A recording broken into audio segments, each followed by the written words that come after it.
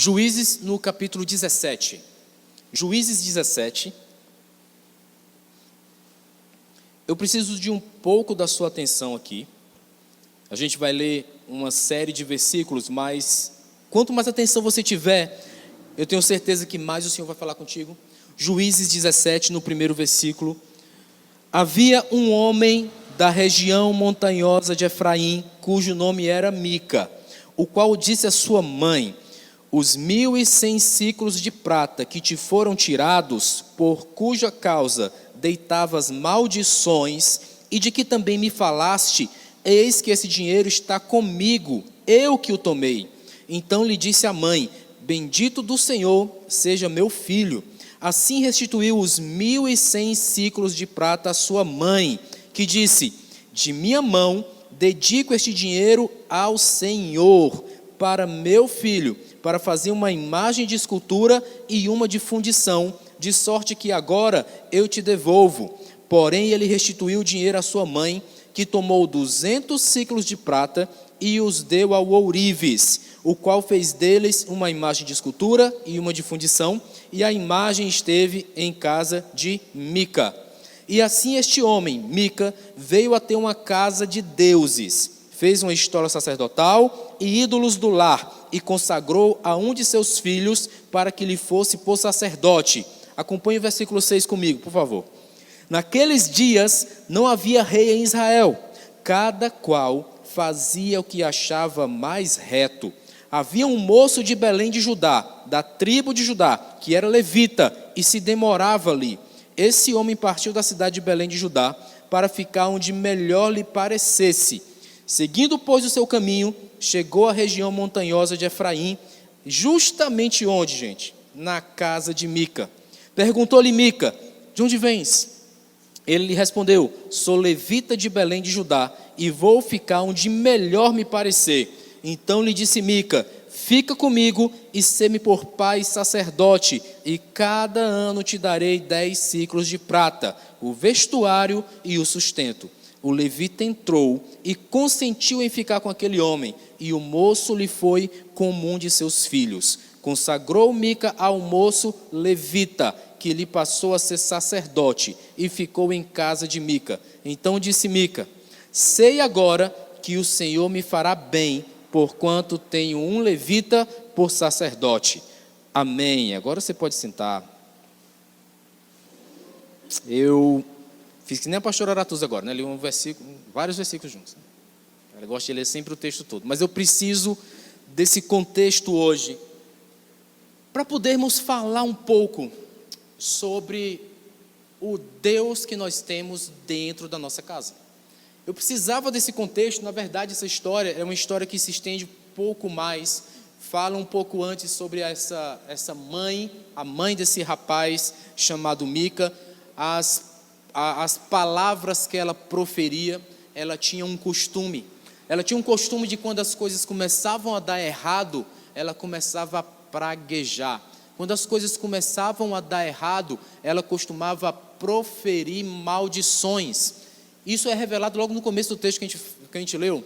Quando ela viu que perdeu 1.100 ciclos, por favor, memorize esse valor, 1.100 ciclos de prata. Quando ela percebeu que esse valor tinha sumido, qual foi a atitude dela? Fazer o costume. Todos nós aqui temos costumes, e nós temos que ter um pouco de atenção sobre se os costumes que nós temos são bênção ou são maldição. Nessa fase que nós temos aqui da nossa fé, nós devemos separar as coisas, identificá-las e dar nome para cada uma delas, saber o que é bênção e o que é maldição. Você vir para o culto hoje, é bênção ou é maldição? Espero eu que você escolha a palavra certa para esse momento. É para ser bênção. Então hoje eu fui para o culto e foi uma bênção. Glória a Deus. Que essa seja a identidade que você tem para o dia de hoje, quando vem para uma reunião como essa. Mas essa mulher perdeu 1.100 ciclos de prata. No lugar dela, perdendo 1.100 reais. Qual seria a sua primeira atitude? Lançar maldições? Seria essa? Seria falar um palavrão? Qual seria? Chutar a próxima pedra que encontrar no caminho? Eu perdi 1.100 reais, e agora? No seu lugar, você decide, né? No lugar dela, o que você faria? Você decide, diga o que você faria. Essa mulher começou a fazer o costume dela. Qual é o seu costume? Você certamente faria o que está acostumado a fazer. Quando tem uma derrota, qual é o seu costume? Quando tem uma derrota, quando passa alguma coisa ruim na sua vida, qual é o seu costume? O dessa mulher foi proferir maldições. Ela começava a praguejar. Era o costume dela. Qualquer coisa, soltava um palavrão. Eu já morei em algumas casas. Eu já tive alguns tipos de vizinho. Eu tive uma vizinha que ela costumava, era o costume dela, fazer que nem essa mulher. Era soltar palavras de maldição, era soltar palavrões, e parece que na vida dela não acontecia nada de bom, porque todo dia ela tinha um palavrão novo para me ensinar. E eu não quero aprender isso. Eu não quero esse palavrão que eu nunca tinha ouvido na minha vida. A mulher falava. Eu não quero esse tipo de palavrão na minha vida, eu não quero isso. Eu resistia, como resisto até hoje, porque eu não quero que seja o meu costume. Para ela era costume. Ela já estava acostumada. Então, cada dia que ela praguejava, parece que aparecia mais. Acho que é verdade, né? Quanto mais praga você lança, parece que mais elas vêm. Então, ela dizia isso que nessa mulher. Ela começou a praguejar. Só que quem tinha pegado o dinheiro? O próprio filho. Dá para perceber que essa casa não parecia muito animada, né? A mãe era acostumada a praguejar. E o filho agora dava para pegar o dinheiro da família sem avisar para ninguém. Que se avise, né? A gente organiza financeiramente, o que é que você quer comprar? A gente compra. Mas sem ninguém saber, pegava o dinheiro, a mãe começou a praguejar. Dizem os estudiosos que esse tipo de praga que ela lançava era praga de maldição eterna. Meu Deus, que mãe é essa? Que costume é esse? Pense no ambiente. Que ambiente é esse em que a mãe joga praga? Que vá para o inferno eterno, aquele que pegou esses 1.100. O menino deve ter ficado amedrontado. Meu Deus, quem pegou fui eu. Quem vai para o inferno eterno sou eu. Ele deve ter chegado, mãe, por favor, pelo amor de Deus, cancela essa maldição, porque quem pegou os 1.100 fui eu. Eu imagino um ambiente de terror que não era. Ontem eu estava na administração do apóstolo Jusicleudo, e ele contou uma história lá, de uma família que o pai era alcoólatra, e ele ensinou aos filhos a nunca tocar em um copo de bebida alcoólica, porque era o costume dele, todo dia beber, chegar alcoolizado em casa, e quando ele apontava na esquina, a mãe já dizia para os 15 filhos, tinha pouco, né? Dizia para os 15 filhos, silêncio, todo mundo quieto, porque lá vem o pai de vocês. Pensa numa imagem do pai, né? Lá vem o pai de vocês. Silêncio. Não vamos incomodar, porque basta isso aqui para a confusão desatar dentro de casa e todo mundo apanhar. O filho pensou, o pai que bebe é esse tipo de pai. Eu nunca vou provar bebida na minha vida, porque eu não quero ser esse tipo de pai para o meu filho. E ele contava por testemunho próprio. Eu estou falando porque ele falou lá, então estou falando também. Era por testemunho próprio, era isso que ele via. Meu Deus, que ambiente é esse? Esse menino ficou amedrontado. Mica ficou aterrorizado.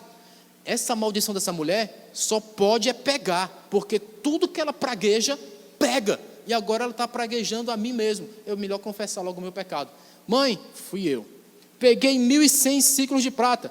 A mulher, então eu vou cancelar essa maldição e vou transformar em bênção. Senhor! E usou o nome do Senhor. A palavra que tem escrito no original é exatamente o Deus de Israel. Porque esse pessoal morava na região montanhosa de... Qual é o nome da sua igreja? Ainda bem que ela não morava perto daqui. Então ela morava numa região montanhosa. E ela morava em Israel, ela conhecia o Deus de Israel. Agora me diga, se vale a pena você fazer parte da região montanhosa de Efraim e ter o costume de praguejar quando as coisas acontecem do jeito que você não planejou. Qual é o seu costume? Eu quero praguejar. E você mora onde? Lá na região montanhosa de... Eu vou ter vergonha de dizer, não, mora lá perto de casa não. Mora lá na igreja não. Faz tempo que não vai. Porque se você não estender os seus conceitos diante da mesa e ter as opções diante da mesa, e no dia mal não saber fazer a melhor escolha, organize sua mesa. Lá em casa eu tenho essa mesa. Eu tenho uma mesa de trabalho imaginária no local onde eu oro. E eu fico com as opções lá em cima. Eu fico, hoje, Senhor, eu quero orar acerca disso, eu quero orar acerca daquilo. Eu tenho as minhas opções. as minhas opções, cada dia mal, eu tenho que tomar uma escolha. Eu quero a palavra, eu quero a oração, eu quero o culto, eu quero conversar com o meu pastor, eu tenho opções, eu quero aconselhamento. Qual é a opção no dia mal que você tem? Praguejar. Meu Deus, tem faltado opção para você? No dia mal, a opção que você tem é jogar praga, é rogar praga, como o pessoal diz, né? É rogar a praga, é chamar a praga, é isso que significa, né? É chamar uma praga no dia mal. Tanta opção boa que a gente tem te dado, tanta opção boa que o reino de Deus tem, e você procura essa. O menino se amedrontou e disse: eu quero cancelar. Ela diz: vamos cancelar. 1.100 ciclos de prata, para cancelar a maldição, vamos procurar uma bênção. Qual foi a palavra que ela declarou? Você lembra que você leu? Ela disse: Senhor, eu vou dedicar esse dinheiro. Quanto era o dinheiro? 1.100. Eu vou dedicar esse dinheiro para que a gente construa um altar. Como foi o altar que ela imaginou? Ela fechou os olhos, como você teve essa experiência agora há pouco, fechou os olhos e viu uma foto diante dela. Um altar. Eu quero ornamentar esse altar. E mandou fazer ídolos. Eu quero desses ídolos nesse altar. Eu quero dedicar esse dinheiro para isso. E o texto é muito claro. Ele é didático. Ele diz que essa mulher separou esse dinheiro. É o dinheiro que ela vai livrar a maldição do filho dela. Porque você é exatamente aquilo que você investe. Eita, isso aqui ficou legal. Eu anotaria. Eu vou anotar. Você é exatamente aquilo que você investe. Está investindo em educação? Você vai ser educado. Está investindo em espiritualidade? Você vai ser espiritual. Está investindo na organização financeira? Você vai ser organizado. Não vai pegar você desprevenido. No dia que 1.100 ciclos de prata sumirem, você vai dizer: olha, perdas, ganhos, ok, está seguro aqui em casa. Precisa praguejar? Não, porque eu me organizei. Eu não preciso praguejar. Está organizado aqui em casa, está seguro, tenho que comer amanhã. Glória a Deus. Então, invista. Se você investe, você vai ter cenário, você vai ter retorno, você vai ter garantias. Então, você é aquilo que você investe. Essa mulher disse: eu vou resgatar o meu filho, porque sumiu 1.100 ciclos de prata. Vamos fazer um altar. Ela separou quanto para investir? Ela disse que ia dar de retorno para Deus 1.100, mas não foi isso que ela fez. Você lembra quanto foi que ela fez? 200. Não era 1.100 que ela disse que ia devolver? Então vai para o Senhor, vamos fazer um altar de ídolos, mas um altar. Toma aí 200 ciclos de prata e faz. E cadê o restante do dinheiro? Porque parece que tem um fator que para a gente importa muito, que é aquele fator do agora, da realidade que eu tenho que pegar agora, o prazer de hoje. Eu tenho que ter o prazer de hoje. E parece que o dinheiro tem essa garantia imediata. Se você tem dinheiro hoje, você compra o prazer hoje.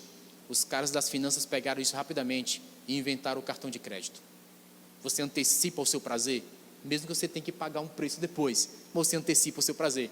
Eu conversando com uma pessoa e ela disse: olha, tem gente que às vezes se espanta, mas eu já cheguei a ter dívida mensal de 40 mil reais.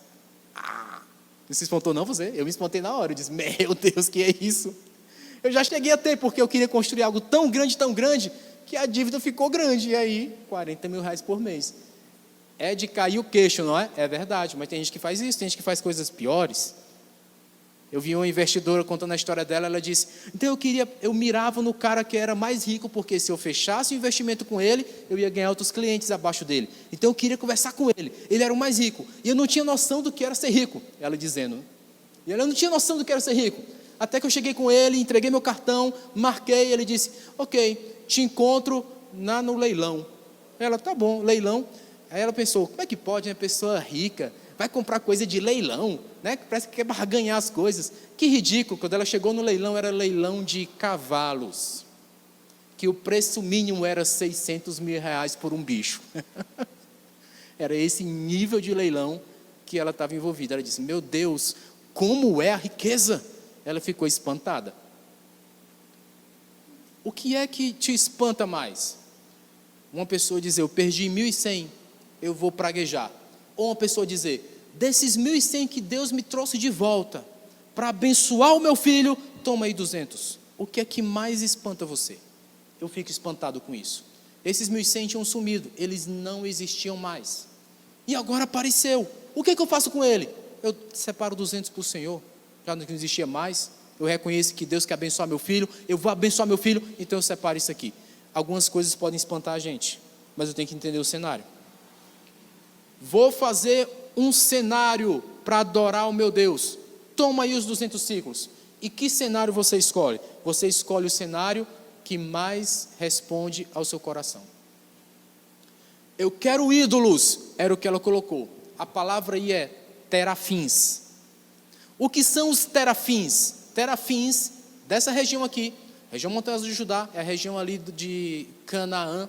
Os terafins era o costume de você ter um ídolo dentro da sua casa, onde você guardava. Eles aparecem em toda a descrição do Antigo Testamento. Eles aparecem na cela de Raquel. Não vou ofertar R$1.000, não vou oferecer R$1.000 para quem acertar, não. Eu vou dizer quem era. Estava na cela dela, ela sentava, porque eram os terafins do pai. E o pai saiu correndo atrás, dizendo: cadê os meus? Cadê os meus? Cadê os meus terafins? Alguém roubou lá de casa. Não pode, porque os terafins da minha casa que me abençoam. Era assim que ele identificava. E saiu procurando, quando viu, estava embaixo da cela da filha. Você não vai roubar meus terafins, não. Para eles era importante. Era isso que ela queria. Vamos criar terafins. Porque no dia, olha só a ideia que tem por trás, tá? Porque no dia que sumir mais dinheiro, a gente pede a quem? Aos terafins que a gente criou e guardou dentro de casa. Um novo costume. Eu vou trocar o costume de praguejar por guardar um ídolo dentro da minha casa, e qualquer coisa eu recorro a ele. Ela colocou mais uma opção na mesa: praguejar ou ídolos dentro da minha casa, os meus terafins. A minha pergunta aqui é: o que é que eu guardo na minha casa? De opções, quando eu tenho que recorrer a alguma coisa. Eu recorro às pragas? Eu recorro aos ídolos que eu guardo dentro do meu lar? Qual é a dificuldade de recorrer ao Senhor que te oferta a salvação? Qual é a tua dificuldade? O meu ponto aqui é esse: quem está ditando os princípios dentro da minha casa? Porque é ali onde vão ter as opções para mim. Eu posso escolher entre os princípios, ou eu posso escolher entre as pragas, eu posso escolher entre os ídolos do lar, eu posso escolher aquilo que mais é reto, é direito aos meus olhos, que é o contexto aqui. Naquela época não havia reis, e as pessoas faziam aquilo que elas achavam que era agradável para elas. Eu vou fazer o que é melhor para mim. Provavelmente aquilo que não incomode. Provavelmente aquilo que lhe dá prazer. Aquilo que você está sossegado, estou sussa, né? Estou tranquilo. É só fazer assim que, olha, resolve. Não tem incômodo nenhum. Não precisa, às vezes, nem sair de casa, não precisa se deslocar. É só ficar na sua. Pronto. Se isso já resolve para você, você está do mesmo jeito deles. C.S. Lewis, autor conhecido do meio cristão, lançou um livro, Preocupações do Presente. Bonito livro, né? Preocupações do Presente. Eu peguei um trechinho, porque casou muito com o que estava acontecendo nesses dias, a coroação do rei Charles. O homem foi coroado, agora tem rei. Estava sem rei, agora tem. Então ele escreveu isso há um tempo atrás, na década de 60, quando as pessoas não têm um rei para honrar, elas colocam ídolos no lugar. C.S. Lewis falando, tá? Nesse livro. Elas colocam ídolos no lugar de homenagem, de honraria. Elas colocam artistas, elas colocam músicos, elas colocam atores de cinema. Na década de 50 ele já falava isso, tá? Na década de 50 ele já falava isso. Colocam atores de cinema. Elas precisam honrar alguém. Quando elas não têm um rei para honrar, elas honram esse tipo de pessoa. Porque a natureza humana é a mesma natureza espiritual. A carne está servida, se não é uma carne boa, elas vão comer carne ruim, mas elas vão comer alguma coisa. Se você não tem opções boas na mesa, como oração, como leitura da palavra, como aconselhamento pastoral, se você não tem opções boas na sua mesa, você vai escolher qual opção? A ruim. Vai escolher a opção que não presta. O C.S. Lewis ele foi mais forte, ele disse que comia vômito. Porque eu quis evitar, mas eu acabei dizendo, né? Quando elas não têm comida boa na mesa, elas comem vômito. Ou seja, se você não tem um rei para honrar, você vai ter um ídolo de qualquer forma, você vai colocar alguém no lugar. Que diga para você, no dia ruim, o que você tem que fazer. Todos nós precisamos disso. Todos nós ansiamos por isso. Eu estou desesperado. O que é que você fala? O que é que eu faço? Se pergunta. É o natural da gente, é o ser humano, é assim. No dia do desespero, ele lança a pergunta. Alguém me ajuda, o que é que eu faço? Todo mundo quer um conselho. Todo mundo quer. Agora você quer o conselho do influencer ou você quer o conselho da melhor opção da mesa? Eu estou te dando aqui uma chave de reflexão. Quais as opções da sua mesa? Eu me questionei isso esses dias, porque eu preciso reproduzir padrões. Na minha casa tem que ter um padrão, porque na minha casa é uma casa de gente humana. Nós somos gente, nós somos homens, mulheres, seres humanos. Na minha casa tem erros, porque nós somos gente, graças a Deus. A gente era Deus, eu não sou Deus, eu sou gente. Então na minha casa tem problemas que eu tenho que resolver. Um dia vem o dia mau, a Bíblia já fala sobre esse dia, tá? A Bíblia já fala sobre esse dia. Um dia que vem o dia mau, eu tenho que saber o que fazer. Eu vou perguntar, meu Deus, o que é que eu faço? Eu tenho opções na mesa. Para receber essa resposta, eu tenho opções. Eu vou orar, eu vou buscar a Deus, eu vou buscar aconselhamento, eu tenho opções. E esse é o meu questionamento hoje, qual é a sua opção? Cada um escolhe a opção que tem disponível. Se a sua opção é só vômito, pelo amor de Deus, troque de opção, não coma isso não. Isso vai te fazer muito mal. Às vezes um lanche na estrada faz mal. Cadu passou por uma experiência, não com ele, né? Um companheiro de viagem foi comer um lanche no lugar onde todo mundo lancha. Todo mundo para lá, o carro na estrada para poder dar uma pausa, fazer um lanche. É corriqueiro. Quantas vezes todo mundo para ali por dia? Multidão, né? É conhecido o ponto. O cara parou quando saiu, já foi derrubando o cara, parou a viagem por um dia e meio, não foi? Comeu a opção errada. Comeu queijo, Matheus. A Matheus também já teve uma experiência com queijo não muito boa. Comeu o queijo da estrada e, meu Deus, estragou tudo. Não deu? Que opção você tem na mesa? Escolha a melhor opção. Isso era Mica, tá? Mica criou um costume na casa dele. Eu tenho agora o meu altar. Eu tenho agora a minha fonte de princípios. Quando eu estou com problema, eu procuro essa fonte que a minha mãe ensinou. Eu tenho agora ídolos dentro da minha casa. Tem problema, eu vou procurar como a minha mãe ensinou. Ídolos dentro de casa. Ali tem um princípio para mim. Às vezes é o princípio que você acha mais confortável. Porque às vezes a gente procura Deus. Senhor, qual é o problema? Aí Deus diz, é você. Você é o problema. Tem que mudar. E às vezes dói, né, ouvir isso, né? Eita, eu? Se eu tivesse um ídolo aqui em casa, não seria melhor? Ele ia dizer para mim, não, o problema não é você. O problema são os outros. Você não tem problema nenhum, né? Sorria, hoje é mais um dia. Bom dia, sorria, flor do dia, né? Tem influência que faz o dia todo isso. Sorria, hoje o dia está maravilhoso, não está mal para ninguém. Você, não, está péssimo dia hoje para mim. Não, está não, é mentira. É só mentira. E tem que ter muita consciência das opções que você tem.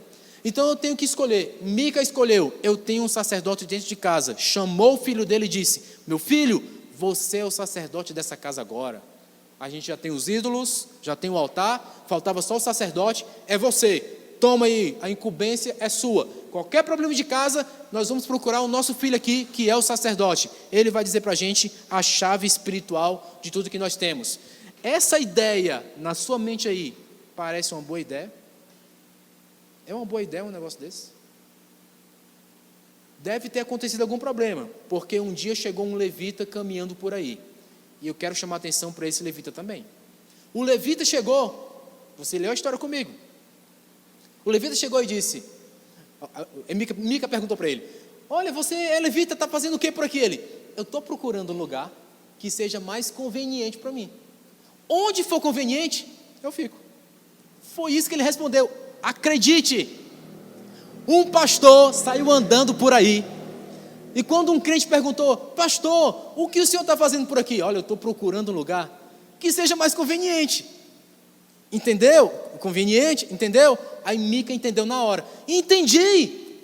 Eu tenho inclusive aqui um salário, que se o senhor quiser, fica na minha casa. Não deixo faltar nada, tenho sustento, tenho altar, a gente precisa de um sacerdote dentro da minha casa. E se eu quiser, eu lhe dou ciclos de prata. Eu já falei de 2 valores aqui de ciclos de prata. O primeiro foi 1.000 e o segundo foi? E sabe quanto ele ofereceu para o sacerdote? Você sabe que você leu comigo? 10. Eu te dou 10 ciclos de prata no ano. No ano. E o sacerdote disse o quê? Fechado. Tamo junto. Eu sou teu sacerdote agora. Eu sou o sacerdote da sua casa. Isso aí é conveniente para mim. Então, o que for conveniente, eu estou fazendo. Você acredita que esse tipo de pastor só existe nessa história? Só existe nessa história. Não existe em canto mais nenhum. Não, nenhum canto existe mais. Só aqui, viu? Não, só aqui. Eu quero só o que é conveniente para mim. Se você me pagar, eu sou o pastor da sua casa. Se você não me pagar, eu vou atrás de outra casa que for conveniente. Ele, não, eu lhe pago. Pela sua cara, você merece 10 ciclos de prata no ano, né? Bem feito. Você merece isso, bem feito para ele. E aí ele ficou convenientemente. O senhor é levita, o senhor é pastor, mas aqui em casa, sabe qual é a lei que manda? É a lei dos terafins. Mas eu lhe dou 10 ciclos de prata no ano. Ele fechou. E esse cara começava a fazer culto baseado na lei dos terafins. Olha a opção que Mica tinha agora dentro de casa. Ele tinha a opção da mãe, praguejar. Ele tinha outra opção que a mãe ensinou, ídolos dentro de casa. E agora ele tinha uma terceira opção, um sacerdote levita, mas que não pregava a palavra de Deus, que pregava de acordo com o que Mica gostasse. Porque Mica estava pagando, né, 10 por ano. Então, pregar do jeito que eu quero, para que a minha casa fique tranquila. Ele teve a audácia de, no final do texto, qual foi o último versículo que a gente leu? Qual foi o último versículo? Volte aí na Bíblia. O último versículo que a gente leu, qual foi? Qual foi a audácia de Mica? Então disse Mica, versículo 13: sei agora que o Senhor me fará bem, porquanto eu tenho um levita por sacerdote. É mole um negócio desse? O que o sacerdote pregava nem importava. Eu tenho um nome, eu tenho um pastor dentro da minha casa, é o meu pastor. Ele faz só o que eu quero, mas ele é o meu pastor. Então, certamente, Deus vai me abençoar. Eu conheço pessoas que têm certeza, convicção, que elas estão abençoadas, mesmo sem viver em nenhum tipo de princípio. Mas elas dizem, mas eu conheço Deus. Eu tenho Deus. É claro que eu tenho Deus, eu conheço, Ele é o meu Deus. Mas, cara, tu não vive nenhum princípio. Não tem um princípio que tu ajuste na tua vida. Tu conhece o que da palavra de Deus? Nada, mas sim, eu conheço Deus, sim. Ele, inclusive já decorei por aí, Ele vive no meu coração. Quem já decorou isso? Né? No meu coração, está no meu coração. Eu só falo de amor. Deus inclusive é amor. Ele diz, Ele é capaz de pregar para você, mas Ele não ajusta um princípio na vida dele, mas Ele tem convicção de que agora Deus tem me abençoado muito, porque eu tenho inclusive um pastor para a minha vida. Hoje não é tão difícil você ter um pastor na sua vida. Hoje não é difícil você ter um pastor dentro da sua casa. Tem pastores de internet, inclusive essa mensagem está na internet, né? Vai ficar na internet e você pode ter acesso a ela também. Mas o mais importante é você ter uma opção no dia mau. No dia mau, tem que ter opção. Não vai adiantar só pegar o pastor que lhe diga o que você quer, porque às vezes vai ter que dizer, o problema é você. Se ajuste, mude, se transforme. Vai ter um dia que vai ter que ser você. Por 10 ciclos de prata, pastor, você fala tudo que eu quero? Falo nada. Então por 1.100, também não. Porque a minha aliança com Deus vai além de ganhos financeiros. Minha aliança com Deus é com a sua palavra. Eu vou falar como está a palavra, irmão. Vou falar como está a palavra. O que é que a palavra diz sobre isso? Diz isso. A resposta é essa. Mas está doendo muito. Eu vou acabar não dando mais nenhum ciclo de prata na sua igreja. Amém. Que seja assim então. O seu ciclo de prata realmente não está querendo, não. Pode ir embora com ele. Não está funcionando. Porque aqui é diferente. Aqui é palavra. Ah, meu amigo, pelo amor de Deus. Eu vou arriscar fazer um negócio aqui. Alguém aqui pode dizer assim, não, aqui nessa igreja não pega a palavra, não. Alguém pode dizer isso aqui? Graças a Deus, né? Aqui é palavra, irmão. Aqui é palavra. Aqui é o que está, não é esse levita aí que é ganho por dinheiro. Aqui é mensagem. Aqui é o que tem palavra. É o que a gente mais oferece, né? Palavra. Na verdade, é a única coisa que eu tenho para te oferecer. Eu só tenho isso para te dar. É a palavra que a gente tanto se dedica, tanto estuda, que a gente tanto se debruça. Algumas pessoas, mas e a oferta?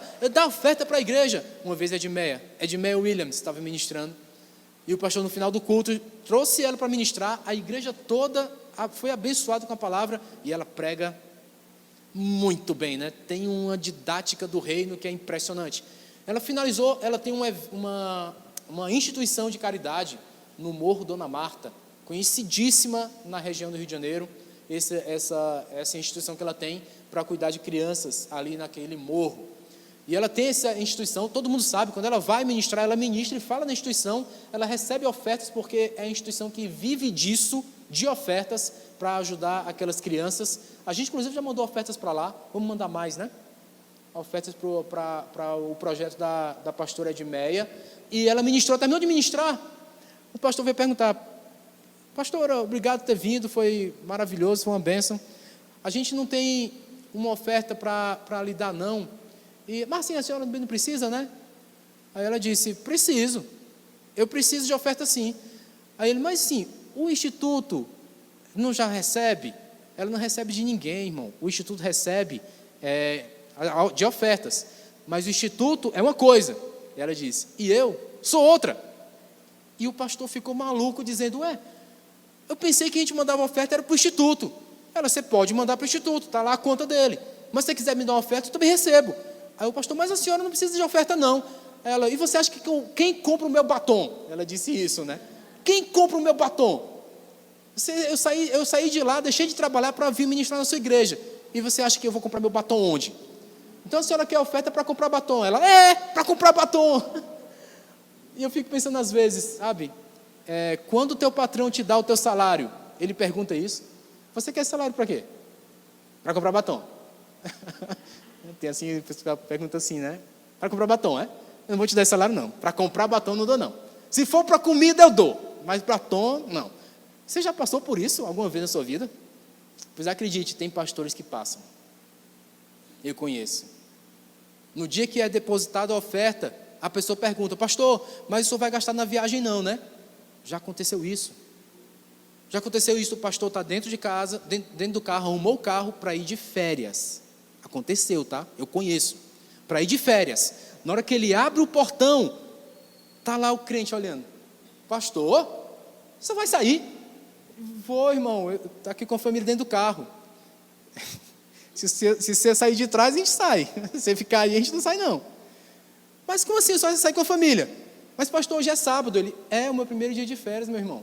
Eu vou sair de férias com a família. Pastor, de férias? Faça isso não. A gente lá na igreja ofertando para o senhor sair de férias. Acredita? O cara teve que ouvir um negócio desse. Entendeu? Pastor, eu lembrei daquela piada, né? Mas pastor, o diabo não tira férias. Que bom, irmão, eu não sou o diabo, eu posso tirar, né? Já que o diabo não tira, mas eu tiro. Tem esse tipo de coisa que acontece na nossa vida. Esse levita disse: eu quero 10 ciclos de prata por ano, para não falar o reino, só para ser sustentado. Isso é conveniente até a próxima estação, irmão. Na próxima estação aparece outra coisa mais conveniente. Eu vou te passar um exercício de casa, você vai ler esses capítulos até o capítulo 18, e você vai ver o fim. Quando chegou uma outra oportunidade para esse levita, ele agarrou e disse: essa é mais conveniente ainda. É briga de conveniência. Mica queria conveniência dentro da casa dele, o levita também queria conveniência, e no final Mica ficou chupando o dedo. Não tinha mais altar, não tinha mais levita, não tinha mais nada, porque esse é o fim da nossa conveniência. Se dentro da nossa casa a gente fizer opções convenientes, trocando pela opção de princípios, no final não vai restar nada. Diga misericórdia, por favor. A opção da conveniência destrói tudo. Eu quero aqui o sacerdote dentro da minha casa, eu até pago para ele vir falar coisas boas para mim. Tem gente que faz isso até hoje, paga só para ouvir coisas convenientes, e no final tudo se destrói. A tribo de Dan passou de viagem e disse: o que está tendo aí? Eu sou sacerdote dessa casa. Pois sabe o negócio esses terafins são valiosos, tem peso de metal aí, nós vamos levar. E o levita ficou: como assim? Vai levar os terafins? Eu estou sendo pago para ficar aqui como sacerdote. A tribo de Dan falou para ele: sabe de uma coisa? Nós temos uma proposta para ti. O que vale mais?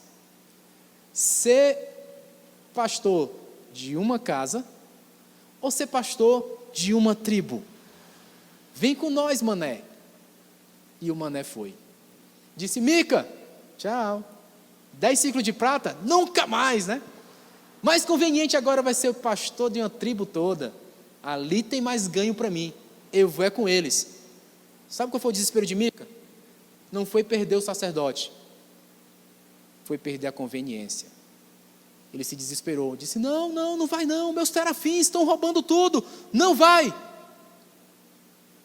Aí a tribo toda disse: tem certeza que tu sozinho quer enfrentar a tribo toda?